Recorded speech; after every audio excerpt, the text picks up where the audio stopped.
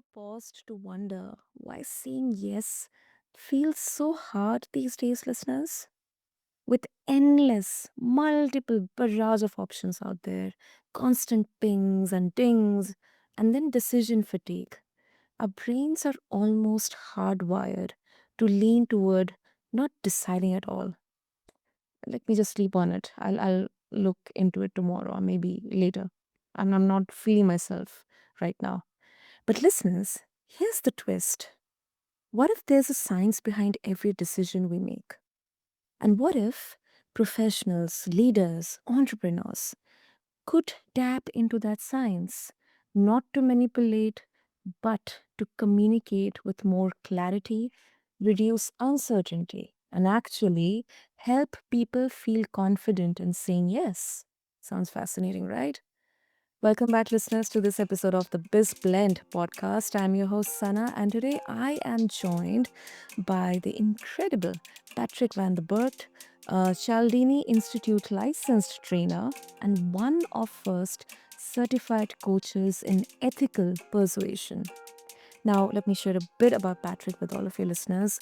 He has spent decades teaching professionals how to use persuasion science the right way, not to manipulate, but to build trust, cut through noise, and move people toward action without changing what they're offering. And together, we'll be peeling back the curtain on how decisions really get made, why persuasion isn't manipulation, and how little shifts in our words and strategies can actually make a world of difference. So, Patrick, welcome to the show, and I'm really, really pumped up for this conversation. Well, it's great to be here, Sana, and I'm also pumped. I might have been doing this for a long time, but I always remember how excited I was when I discovered this material, this science, and how powerful and potent it was. Yet you didn't have to lie or cheat or deceive anybody to be more successful. I loved it.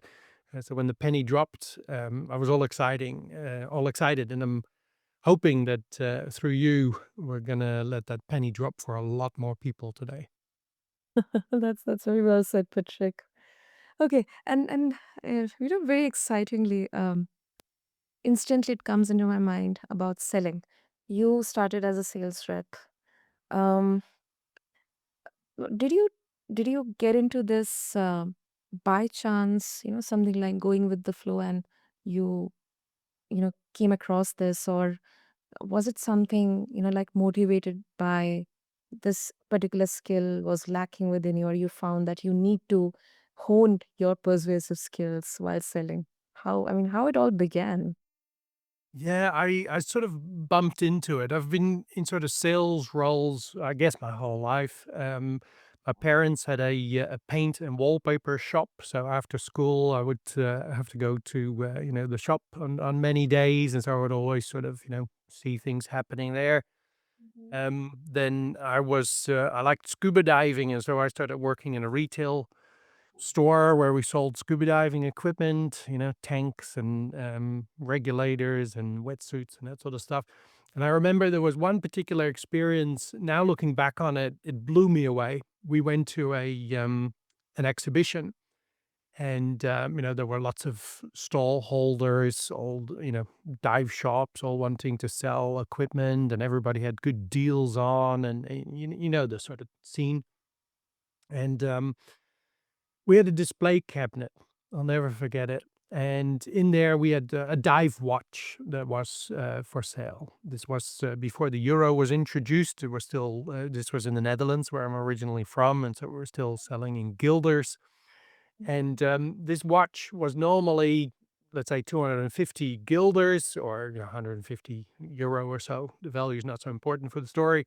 Yeah. And so we had a big sale on. It was like 40% or so off, something like that. Mhm. And so, instead of 250, it was 150 guilders.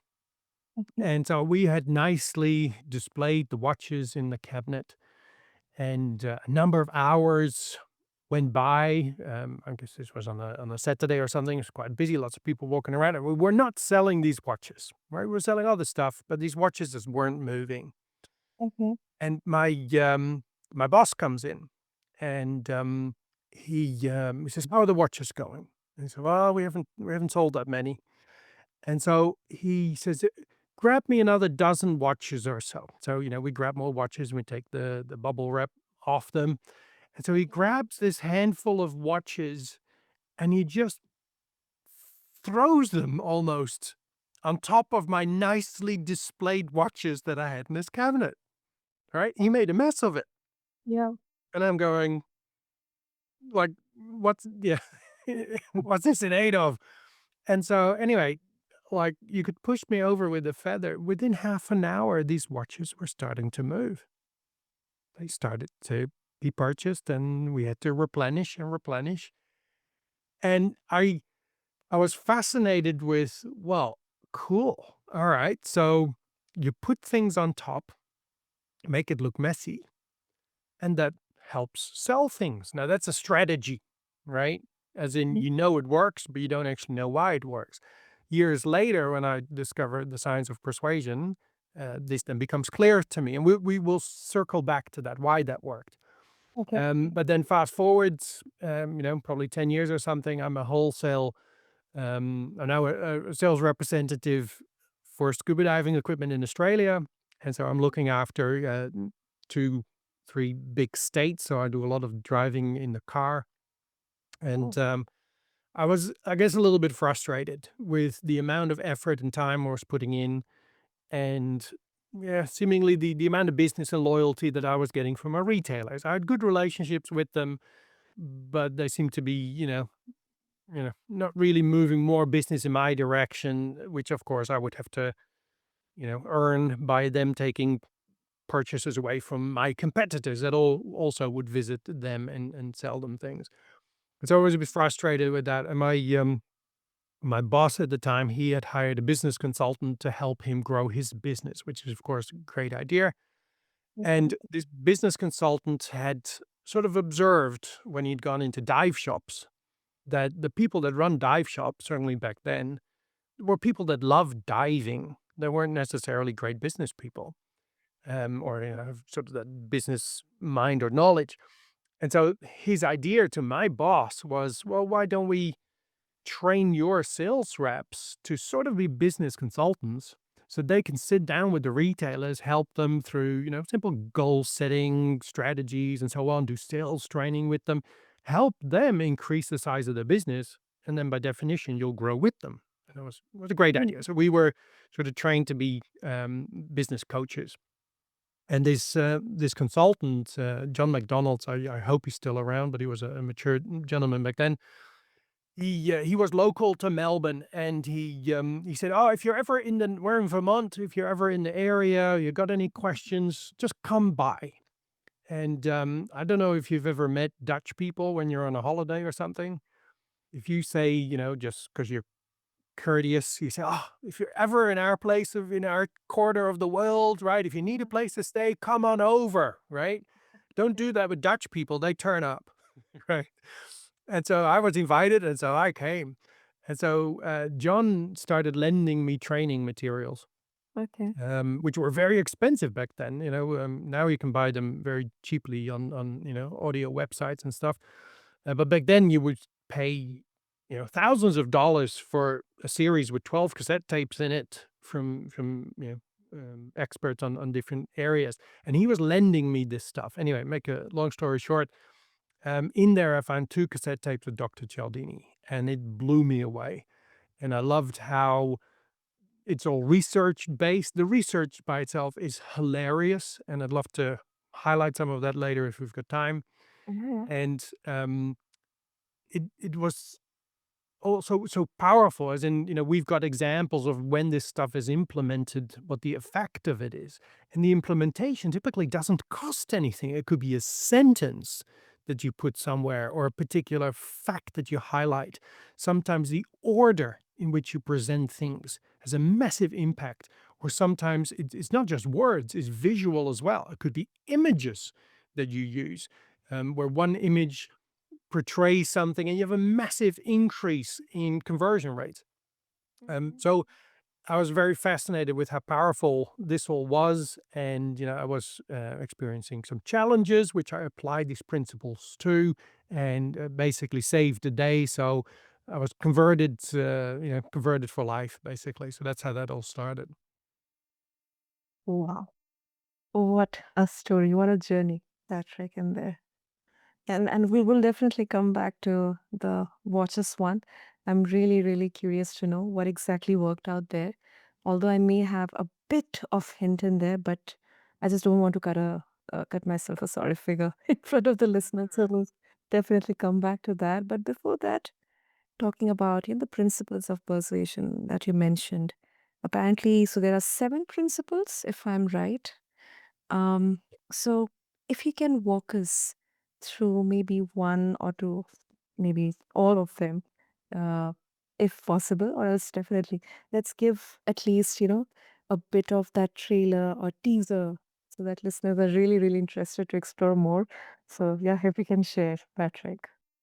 Yeah, no worries. I'll highlight each of them. I'll tell you the definitions of each of them, and then maybe you can pick one or two, and we'll dive a little deeper into that one. How does that sound? Sure, sure. Let's do it. Okay, cool. So there are indeed, you're right. There are seven universal principles of persuasion, which Dr. Cialdini, my business partner, basically made the world aware of. And we call those principles universal because they work in all languages, all cultures, and every country, which Mhm. is very important now Yeah. because, our countries are, there's different cultures mixing with each other, which is great. And, it's also increasingly easy to have business or, work overseas as in, across borders and reach into other countries. So Mhm. this is great to have a tool that doesn't just work at home, it works everywhere else as well. Yeah. Great. Uh, So there's seven principles, and if you like, we can also touch on contrast, which isn't actually a principle. It's an amplifier of all of them. Anyway, Oh, so okay. with the principles, often we start with reciprocity. So, and all these words, by the way, you've heard them before. You probably also know what they mean. Mhm. But each of these principles has activators, things that turn them on, and they have amplifiers, particular things Mm. that make them work even harder, right? And so a Mm. lot of people, they've dived into persuasion a little bit. They might even have read Dr. Cialdini's book, but often when we know something doesn't mean that we truly know it. Or even if we know it, it doesn't necessarily mean that we use it because we might lack the application skill or confidence. Okay. Anyway, so reciprocity is the first, let's say, principle. So reciprocity is the rule that we want to give back to people the same type of behavior that first was given to us, Oh. right? If you invite me to your birthday party, well, Mhm. I have to invite you to my birthday party, right? Yes, yes. If you remember my anniversary or a birthday with a card or a gift, well, then you have to remember, right? Then I have to Mhm. remember yours, right? With a card or a gift. If you do me a favor, then I owe you A a favor. favor. Yeah. And in the context of compliance, we tend to want to help people or move forward with the people that we feel we owe something to. So Mm. that's reciprocity. Other principle is liking. So we like to deal with people that we like and that are similar to us. Mm. Feels very normal, right? Yeah. If you are moving house on Saturday, you could walk up to a perfect stranger in the street and you go, "Hey, I'm moving house on Saturday. Can you give me a hand?" Chances are they'll say no, right? Yeah. But when you approach somebody who you like and who knows that you like them, if you ask them, "Hey, I'm moving house on Saturday," they'll probably say yes, right? Even though nobody looks forward to helping somebody move house. So, that is a strong, relationship builder. And of course, when we have a poor relationship with someone or a bad relation, no relationship, sometimes we go around that person. We want to try and not deal with that person. If you I mean, just remember that salesperson that you really dislike. Next time you come into the store, you want to talk to someone else. You don't want to talk to that person. So, relationship is very important, and so liking fits in there. And there's the principle of unity, and that's actually the last principle to be added. Originally, there were 6 principles of persuasion, and so if you're on YouTube and search engines, if you look up anything related to persuasion and influence, chances are you're going to bump into things from Dr. Cialdini, and a lot of that references 6 principles, but it's now 7 after additional research and insights. So unity is about the fact that we tend to favor those who we feel are part of us. And we call that a feeling of we-ness, right? Of us as a group. For example, I ride motorcycles. Or yeah, we have me and my wife. We have a big Harley that we like to jump on, and my wife has her own bike as well. Um, and so motorcyclists, depending on which country you go to, um, that's a bit of a community here in Australia, right? If you drive and another motorcycle driver comes toward you, you give each other a very small greeting, either just a little hand up or a little nod with the helmet, right? And if you bump into a motorcyclist that's standing on the side of the road looking at their engine or something, it wouldn't take too long for another biker to pull up behind or in front and say, "Hey, do you need any assistance? What can I help you with?" So if I'm in a meeting or even if I'm doing a keynote or something, I often ask, how many people here ride motorcycles? And then we already have this strong bond because we're part of this community of motorcyclists. And it's almost like we're already good mates. And it's funny when I do that in a keynote, when the break comes, guess who I'm talking, have a conversation with, right? It's the people that ride bikes. Yeah. Um, so we favor those who we feel are part of our community. And so that's unity. Part of unity is also co-creation, which is what Dr. Cialdini says is the biggest development in persuasion in the last 2 decades. And when a man like that says that, you pay attention. So, co-creation is where you develop things, ideas, strategies, proposals together with your audience. And it could be people you're hoping to sell to. It could also be coworkers, right? Mm. So that's unity. Social proof is then another principle.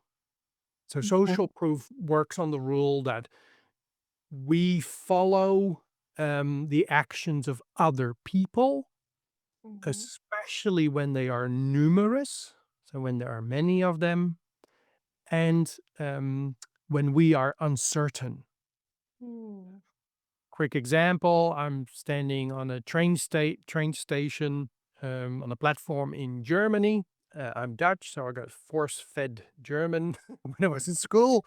Didn't want to, but they made us, right? And so I could sort of follow German, right? I can manage. And anyway, I was standing on the platform. The train's there, but the doors are shut. And 10 minutes, this thing should have gone already, still standing there.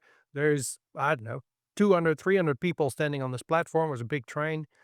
And there's also a number of tourists, which you could easily tell apart because those were the poor people, very sweaty and very large suitcases that they've been dragging around, right? And so most tourists didn't speak German, and there's all these announcements going on all the time about trains and what was going on. So the tourists sort of, looked at me and said, "You know what's going on?" I said, "Yeah, there's something with the doors or something, and we're just supposed to stay here and wait."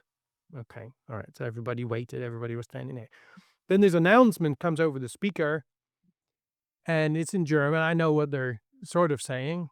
Uh, and let's say 95% of the people on that platform start quickly walking to the outer end of the platform, let's say to the front of the train.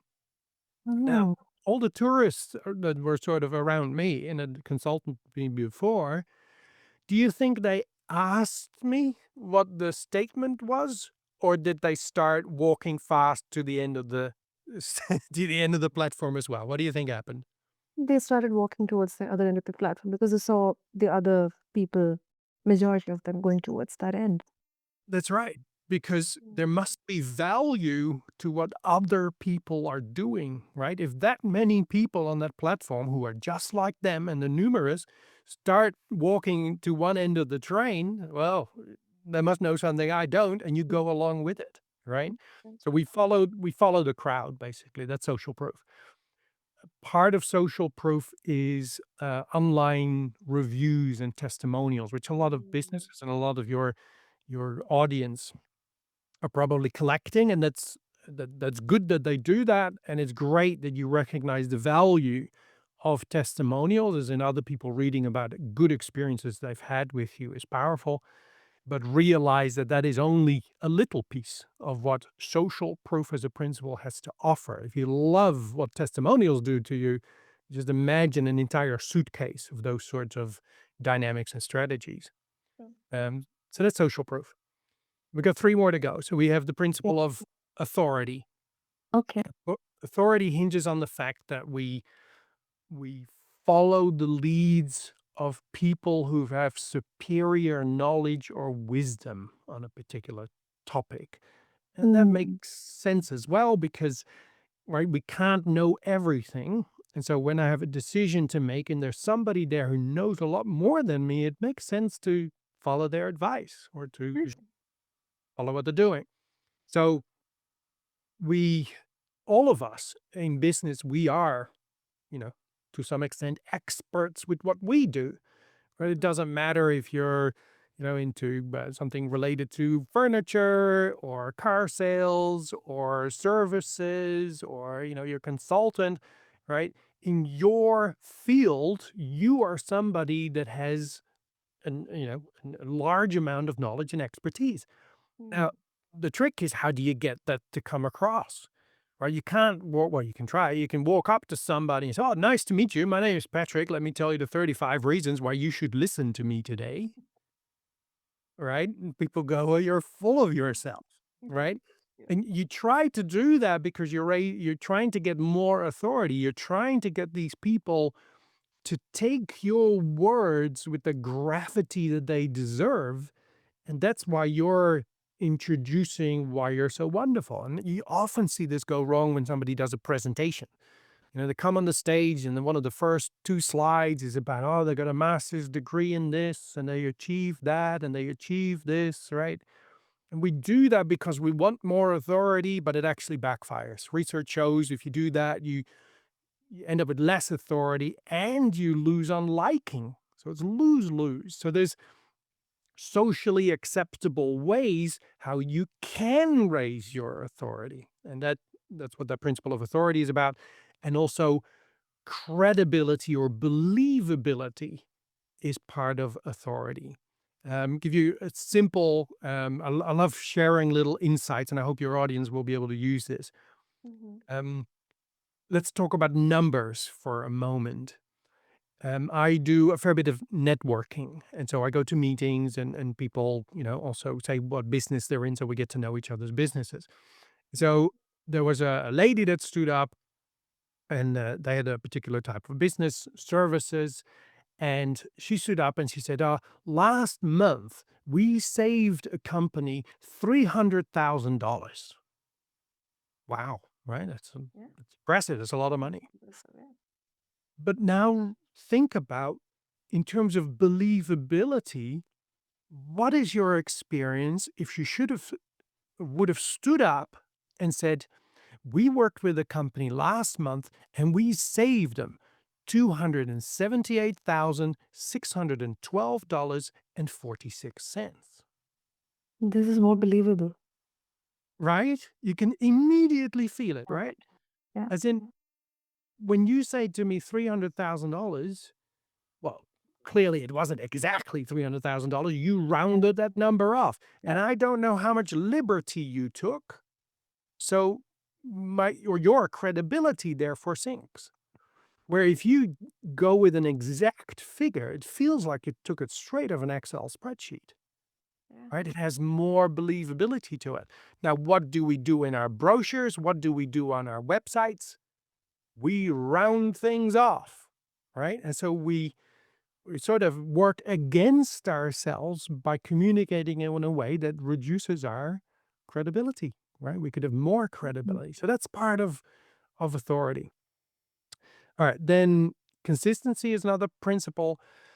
Consistency works because we have a strong motivation in ourselves that if we have taken a stand or made a statement about a particular situation or issue, we want to stay consistent with that statement or action. There's like an internal pressure we feel to Mhm. do so.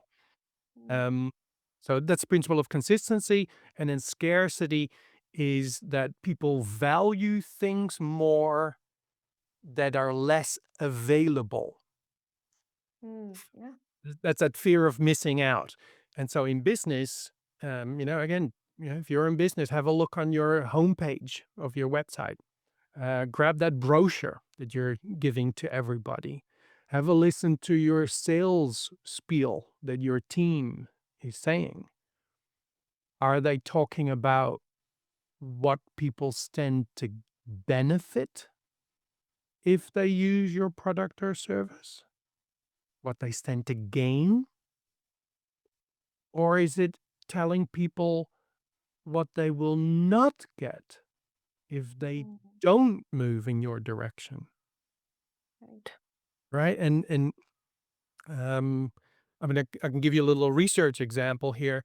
There was Mhm. a situation where people did home investigations to figure out the insulation values of homes, right? So, in terms of energy loss, keeping the home cool or warm, right? How is the insulation value of your house and how does that impact your wallet, basically? Mhm. And at the end of the assessment, people were told, or half of the people were told, listen, if you choose to insulate your house fully, you'll be able to save let's say $1 a day. The Mhm. other half of the people were told, if you fail to insulate your house fully, you will Mm. lose $1 a day. Mm.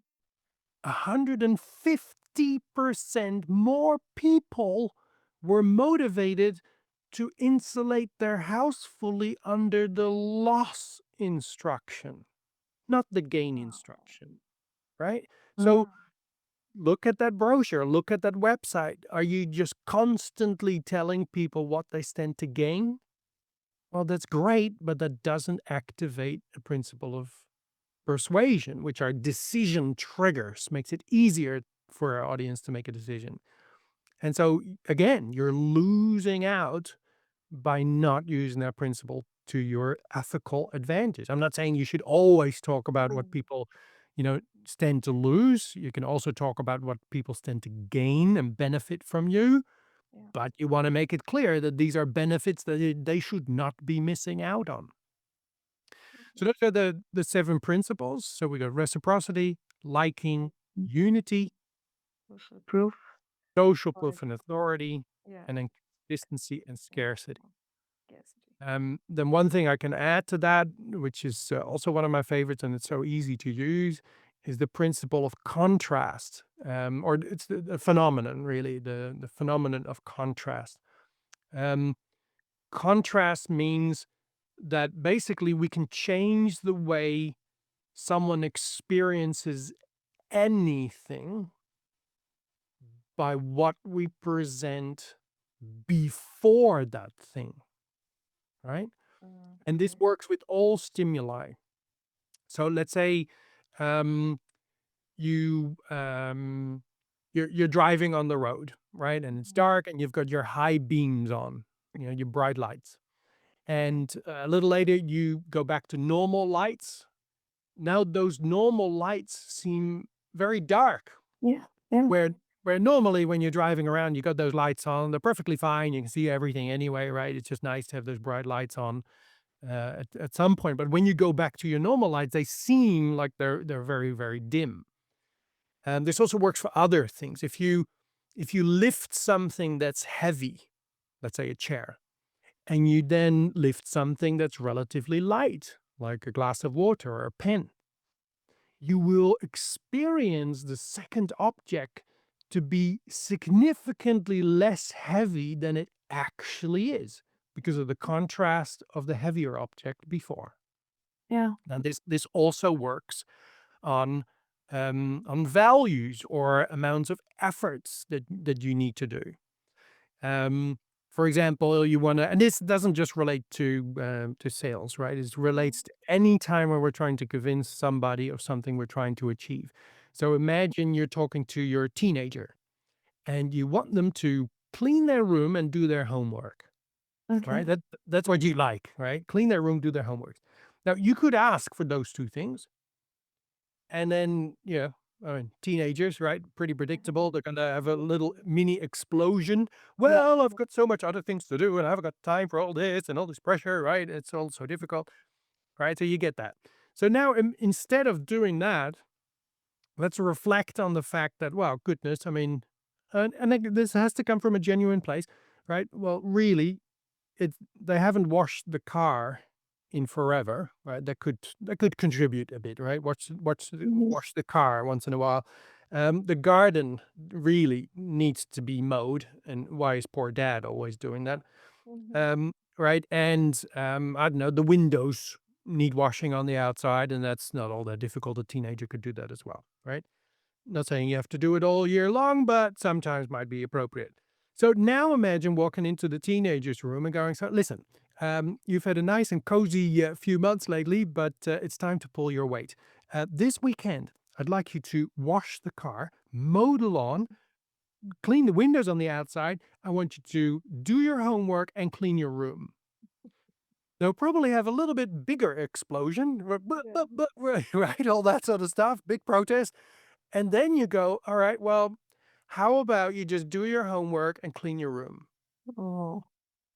They'll probably be delighted Yeah. to clean their room and do their homework, right? Because in contrast to what was requested before, it's now the second more smaller option. And so it's perceived as a lot less work and much easier to do than the amount of bigger work. So contrast helps us to change how people perceive things. And so in business, we often do that wrong. As in, if you have pricing on your website, I see this go wrong so many times, right? They have three options, for example, to present to people, right? We have our basic level program, we have our gold package, and we have our diamond option, right? The Mhm. basic is, I don't know, $100. The gold is 250, and the platinum one or the diamond one is 350. Mhm. By putting it in that order, you have arranged for your gold and your diamond package to feel more expensive than they actually are because Mhm. you raised the basic one first with the $100 cost, and then you increased the figure going the other way around. So you basically shooting yourself in the foot. If you just turn them around, and it feels uncomfortable to a lot of people to ask for the big thing first, right? The sort of fear that when they hear that figure, they'll run away or something, which is hard when you have a conversation with someone, right? You're going to be able to talk about these different options that you have, but you should always start with the largest request first and move down the line to the smaller request.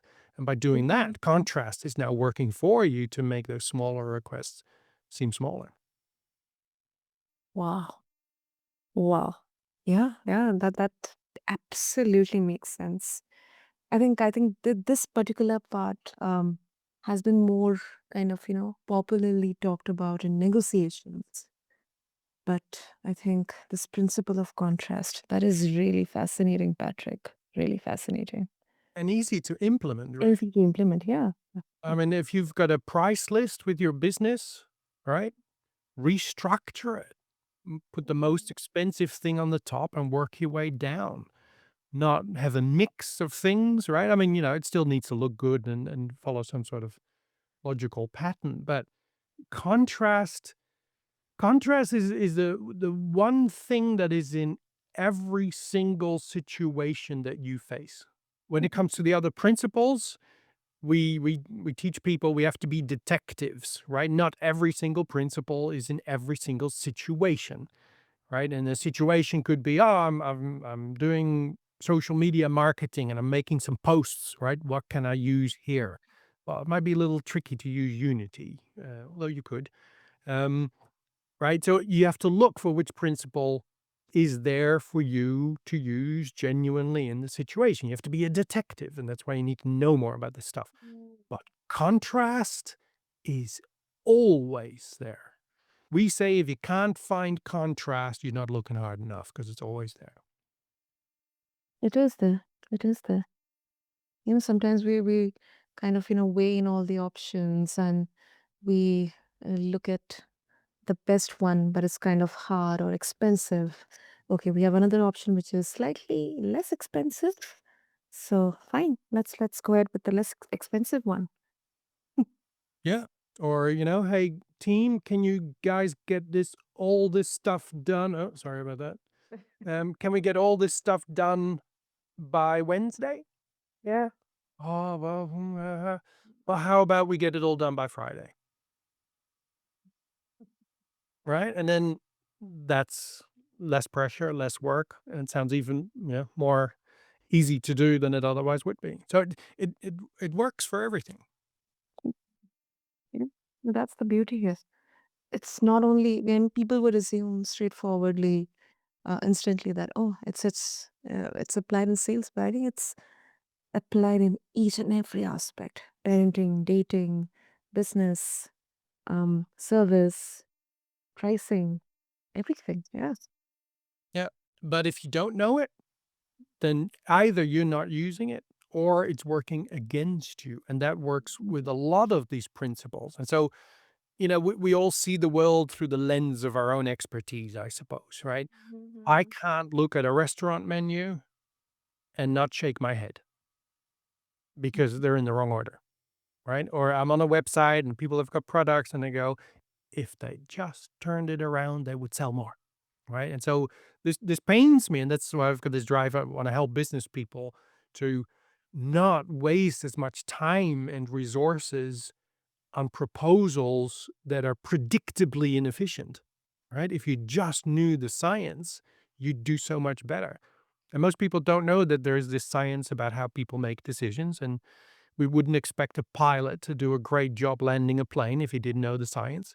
And we wouldn't expect an architect to build a skyscraper very well if they didn't know the science. And yet we're in business and there's a science for what we do and people don't know it. They don't use it. And that's a shame. So, but you and me, we're changing that today. Definitely, definitely. For me as well, Patrick, and I'll be very honest, some of the things I was not aware at all. And now I'm realizing kind of, how much um, it affected. Yeah. Do you wanna dive into a principle or two? I don't know how much Yes, time you please. for this. Yeah, we have 10 minutes, so yes, we can squeeze in. Okay. Well, do you want to pick one or shall I pick one? Okay, I'll give it to you, Patrick. It's your stage. Go ahead. Okay. Um, all right. What shall I pick? Let's go with a social proof Okay. example. So we know how effective testimonials and reviews are. Please.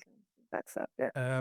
So let's dive into a different component of social proof, and I'm Okay. going to talk. I'll actually bring up a real life case where one of my colleagues worked with McDonald's. Okay. Um, Steve Martin actually worked with 600 McDonald's restaurants in South America. And they wanted to know if they could increase upsells, Okay. right? And particularly, they were also looking at dessert sales. Mhm. Now, we're familiar with McDonald's. And of course, McDonald's have an enormous budget and enormous big teams of people in their marketing and their advertising departments, right? No shortage of budget, you would imagine. But when it came to this issue, they got one of us to come, right? Mhm. And so Steve had um, identified that McDonald's had a particular piece of information that was very persuasive, as in a piece of information that would trigger one of these principles of persuasion, in this case, social proof. Mhm. But McDonald's didn't know the value of this piece of information and didn't know where to use it and what time to use it. And so Steve urged them, and sorry, the piece of information was Mhm. that the McFlurry dessert Mhm. was the most popular dessert that people purchased at the restaurants. Okay. I mean that's yeah, a little piece of information, a fact, right? It But is. what do you do with that? And so they were recommended to introduce this piece of information at the point of contact. So at the drive-through or at the counter, when people place their order, we're familiar with the old, would you like fries with that? Yeah. But then afterwards, they were asked, would you like a dessert with your order? The McFlurry is the most popular dessert at this restaurant. Mm. Doesn't sound very complicated, does it? No, no, wasn't. It isn't Right? Sentence, short one at that. super. Right. Just that sentence increased McFlurry sales by 55%. Whoa.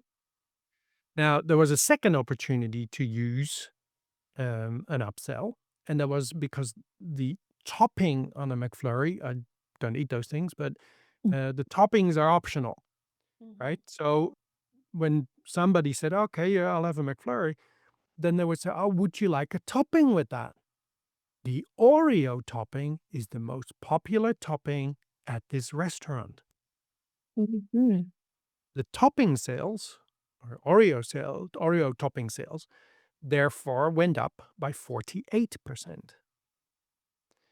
Now, now that I've explained this to you, we can all sort of figure this out, Yeah. right? As in, okay, all right, that makes sense. Right? I've told people that that's the most popular. Other people are buying that, so now they choose to do the same action. Okay, great. Now I'm going to say something that's going to blow your mind, and I'm going to give you a few seconds to think about it. Okay. By raising the fact that the McFlurry was the most popular dessert, the entire dessert category sales went up by 52%. Oh, Now, why is that? okay. I So, mhm. Yeah, go ahead. Yeah. I think the best, the customers like they felt that, okay, oh my God, this is so good. This is so good. When they actually got aware by the people at the drive through, after they asked that, would you like to have a dessert? McFlurry is a top one. It's the most ordered or it's the best one in our restaurant. After they got a taste of that, they wanted to try more and more. And then Oreos and then topics and all that. That's what I'm Yeah, that's a good angle. But this was not about them coming back later and buying more. It was, when they were placing their order. okay. Um, so it's an interesting observation, right? So we raised the fact that the McFlurry is the most popular dessert, Mhm. and as a result, I end up selling more hot apple pies and $1 ice creams and all the other stuff that they have. Mhm. Okay. Now, why that is because if I'm telling you that something is, remember the rule, right? People follow the actions of Wow. others. And so Okay. if I tell you that the McFlurry is the most popular, what I'm also telling you is that the other ones, well, they're less popular, but they're still being purchased. Mm. Therefore, the subconscious message is people are buying desserts in general, Mm. right? And so Mm. if people are buying desserts, I can't go too far wrong doing the same behavior. And that's why the other desserts went up as well. Mm. Now just imagine how much money that was worth to McDonald's, right? Enormous. Mm. And then reflect on the fact of how much money this has cost McDonald's not knowing this 20 years earlier, Wow. right? And now look at your own business as in great, you're listening to a podcast and you're getting a couple of little strategies that you can implement today. That's wonderful, right? Mm. But every principle is about probably a dozen or so different strategies and different nuances. And you also have these little, these pearls sitting on the table and you don't know they're there. Most businesses are in agony in terms of how many sales they're missing out on because they're not communicating the little pieces of information that make it easier for people to make a decision. Want to do one more? Yeah, yeah. Let's go ahead. Let's go ahead, Patrick. Okay, let's have a look. Okay, let's do this one. Related to the principle of authority, I already told you about numbers, right? And I also told you there was scarcity, the home insulation study. Yeah. So let's do Mhm. one more for authority. Okay. When we communicate with people, there's a certain amount of believability that we have, and we want people to trust us, and we want that to come from a genuine place. Remember that unethical use of this, is shown to um, possibly produce short-term win, but is long-term disaster, right? We want to use this ethically, produces short and long-term success. Mhm.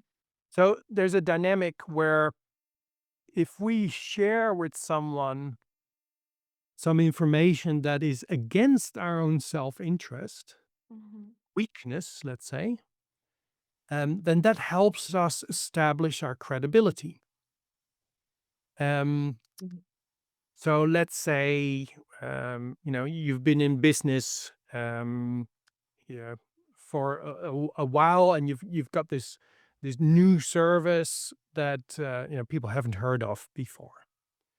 And so that could be labeled as a weakness, right? As in, well, this might be something you're not yet familiar with, or you haven't heard other people talk about this yet, right? Mhm. That's your weakness.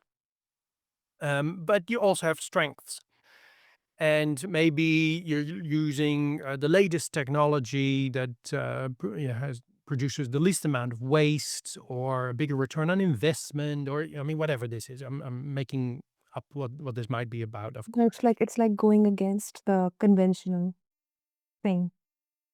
Yeah. Yeah, so Mhm. So you can mention your strengths, but if you just mention your strength, then people go, yeah, maybe.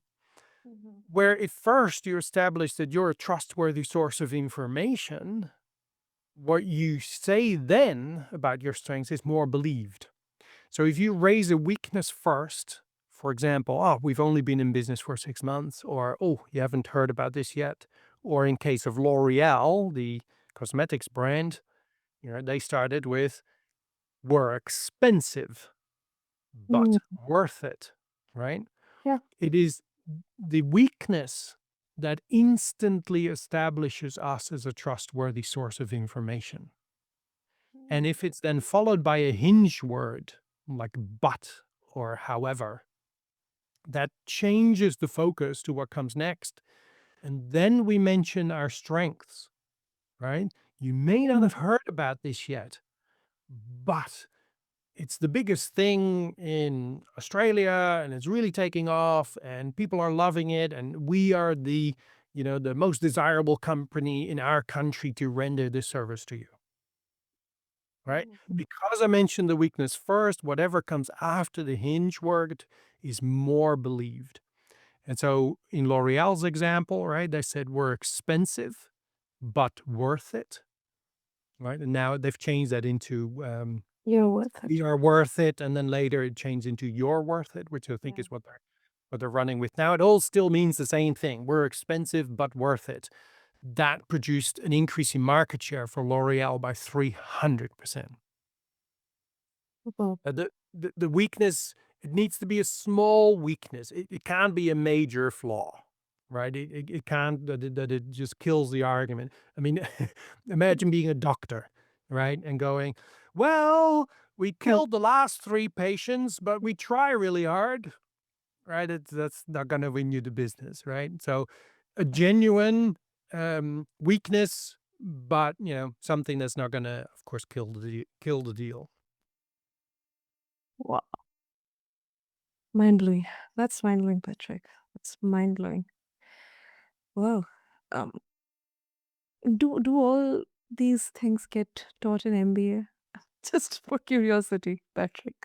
No, they're not. I mean, there's lots of um, top educational institutions that refer to Dr. Cialdini's work, Okay. and that book Influence. It's a great book. It doesn't per se teach you how to implement it in a business sort of settings. If you'll take my word for it, you really need some formal training to get to this quickly and learn it in a way that you actually retain it and you develop application skills, because knowledge isn't power, right? All of us have knowledge in our pocket, in our phone. We can get access heaps of information, but it's the development of application skills that is powerful. But you then also need the confidence that you're using it right. So it doesn't matter if your entire sales team reads a book. Research shows that in 7 days, if they're not using it, they've lost 90% of it already, and they're not developing the application skills or confidence. So some formal training is good. So leading educational institutions do refer to Dr. Cialdini's work, but it's not trained or taught to them at a level where people have application skills or confidence. And I have a little bit of a personal project as well. I think, I mean, this stuff is awesome when you learn it at any point in your life, but inevitably you reflect on, wow, why didn't I learn this stuff 20 years ago? Yeah. And so I see, when young people go into the workforce, I think it's almost criminal to think that, all right, now they're ready to start working. They're going for that dream job that's going to shape the entire course of their life, right? Sure. And they're going to try and write a job application without knowing how to be persuasive. Then, if they even get invited to an interview, they're going to go to an interview without knowing how to be persuasive or convince someone. Yeah. And goodness, if they were successful, now they're going to have wage negotiations without knowing how to be persuasive. Mm. Right. So it's my sort of community. I'm happy to help schools, business schools, universities. I'm happy to donate my time to do a more formal presentation on this and introduce these principles to the younger people before they go into the workforce. But yeah, everybody, of course, needs to know that anybody who's trying to achieve anything where they need the approval or buy-in from other people. Super. Uh, I think, Patrick, the most obvious, I think a most obvious example of, applying persuasion is for the fact that I'm right now recording this podcast. It's 4:07 here, AM here in India. And I was looking forward to wrap this up in maybe 35, 40 minutes, 45. But because I need to get my sleep. But then the way you explained it, and with all the principles applied in there, uh, the liking, the unity, the credibility, the FOMO, you know that this fear that all these times, all these years, we haven't known about this, but it's in there. That itself persuaded me to keep it going on and on. Yeah, so I think that's Yeah, a that's good. great, great. So Patrick, of course, if our listeners, they would like to Go ahead. Obviously, I'm very sure they will go ahead. If they would like to connect with you and be a part of this community and get to know how they can apply these principles in real life scenarios, what's the best way? Okay, different options, of course. First of all, I have a website, easy to remember, ethicalpersuasion.com.au. Mhm. And I can also extend to your audience that there's some complementary tools that you can use to dive a little bit deeper. If you go to the website and you go to the menu bar and you follow free, there's a page you can go to where you can download a small ebook, which um, explains a little bit more about these principles and probably gives you more strategies.